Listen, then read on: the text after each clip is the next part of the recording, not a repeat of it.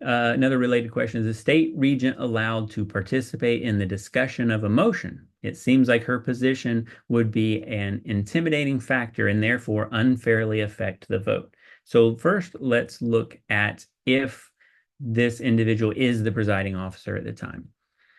So if the presiding officer is a member of the society, he has, as an individual, the same rights in debate as any other member. But the impartiality required of the chair in an assembly precludes his exercising these rights while he is presiding. So while you're presiding, you cannot speak in debate.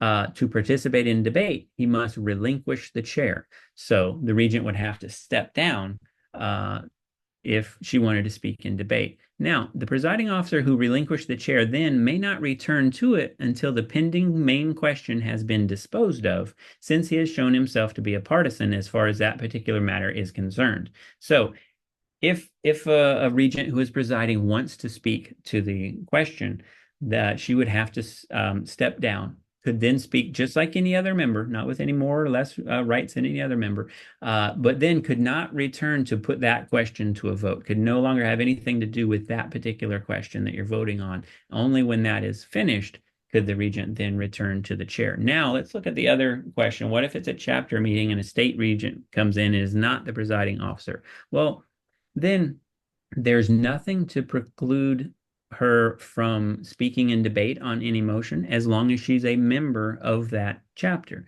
If she's not a member of that chapter, then she has no rights inside that meeting.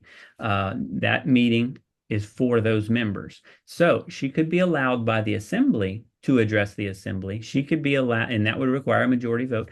She could be allowed by the assembly to speak in debate, but that would require a two-thirds vote because someone who's not a member, even if they're a high-ranking officer in the overall organization, but not a member of that body that it's meeting, for that individual to take up any time speaking in debate, that infringes on the rights and the time then available to other members to speak in debate on that. So since that, encroaches on those members' right to debate that pending motion, it requires a two-thirds vote to allow that to happen. All right. Any questions on that before we move to the next question? I've got a question. Okay, Yes. so you're saying if the state regent comes to a meeting, Mhm. if she wants to participate in debate, then the chapter has to vote by two-thirds majority to allow her to debate.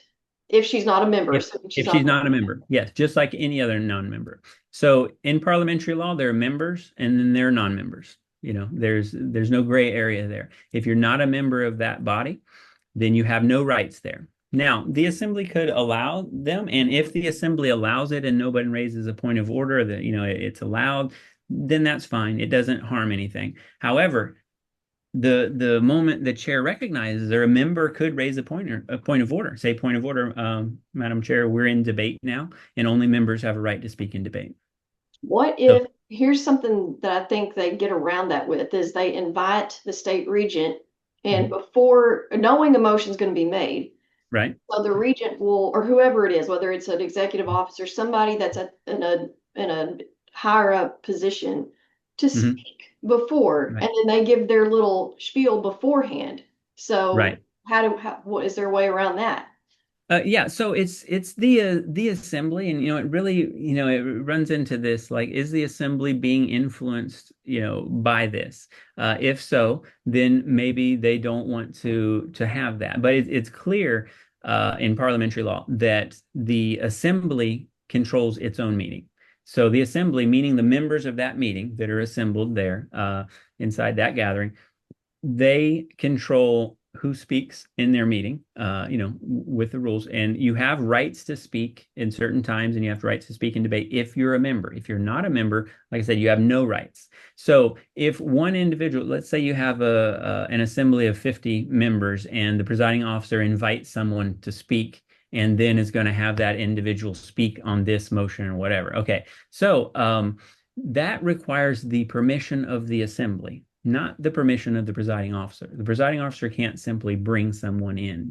The officers together can't just bring someone in. Now, this happens a lot of times in organizations, and a lot of times there is no objection to it. Nobody even bothers it, and with it, and that's fine. So you don't have to take an official vote. It's just allowed by unanimous consent. But if someone objects to this, or someone makes a motion about it, points it out, some member could get up and say, Madam Chair, I don't think it's appropriate to have a non-member speak on this before we debate it and put it to a vote. So, I move to take up that matter before this, individual speaks, before the state regent speaks, or whatever. You can do that. You can have that control. So, is that motion right or wrong? No, it's just in order.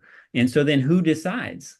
Well, simply the assembly by its vote. It will decide what order things take place in its meeting. It will decide what takes place in its meeting and what doesn't take place in its meeting. So the assembly by its vote is in complete control of its order of business or its agenda, when items will come up, what will come up, what won't come up in its meeting, and also who can speak if they're a non-member, and certainly who can speak in debate if they're a non-member.